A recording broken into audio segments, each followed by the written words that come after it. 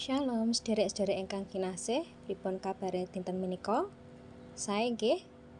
Monggo kita ndedonga rumiyin saderengipun kula mbabaraken renungan singkat dinten menika. Gusti Allah, Rama kawula ingkang wonten ing swarga, kawula munjuk sembah nuwun awit saking sih rahmat saha berkah dalem ingkang tansah lumebar dumateng kawula sedaya. Ing wekdal menika Gusti, kawula badhe nampi sabda dalem lumantar renungan singkat.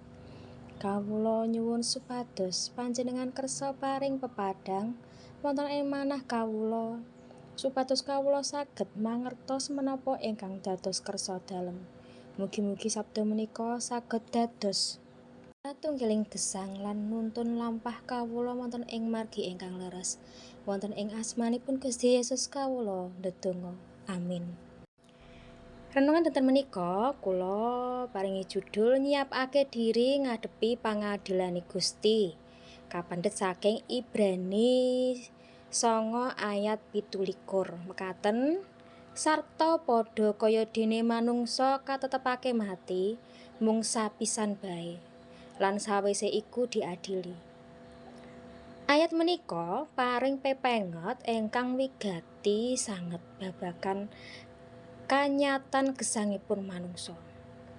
Wonten 3 perkawis ingkang saged kita dadosaken bahan palimbangan. Ingkang sepisan kepastianing pati. Pati menika perkawis ingkang pasti, boten wonten manungsa ingkang saged plajar saking dinten pungkasanipun. Menika ngengetaken kita bilih wekdal kita wonten ing donya menika winates utawi terbatas.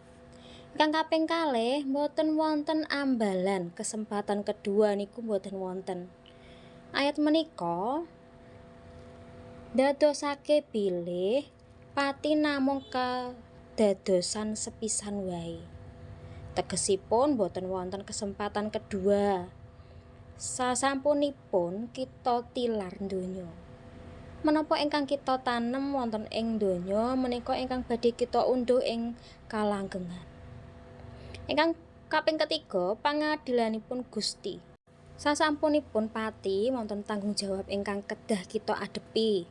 Sedaya tumindak, tembung lan niat manah kita badhe dipun titipriksa dening Gusti Allah. Menika ngajak kita supados boten gesang sembarangan. Kesimpulanipun saking renungan menika, gesang menika peparingipun Gusti ingkang kedah dipun jagi kanthi sae. Selagi kita tasih dipun paringi napas, monggo kita nggunakake wekdal menika kangge nindakaken karsanipun Gusti, nresnani pepada lan nglumpukake bondo kasuwargan. Ampun nganti kita nembe getun nalika wekdal sampun telas. Monggo kita ndedonga supados kita gadahi ati ingkang leres ingkang dipun kersakaken kaliyan Gusti. Gusti Allah ingkang Maha Suci, kawula ngarsa bilih gesang kawula wonten ing donya menika namung sawetara. Paringana kawula kawicaksanan supados saged ginakaken wekdal kanthi leres. Tulungana kawula supaya tansah siyaga saengga benjang nalika wekdalipun sowan ing ngarsa paduka kawula sampun kasadya kanthi gesang ingkang nindakaken dawuh paduka. Amin. Gusti Yesus mberkahi kita sedaya.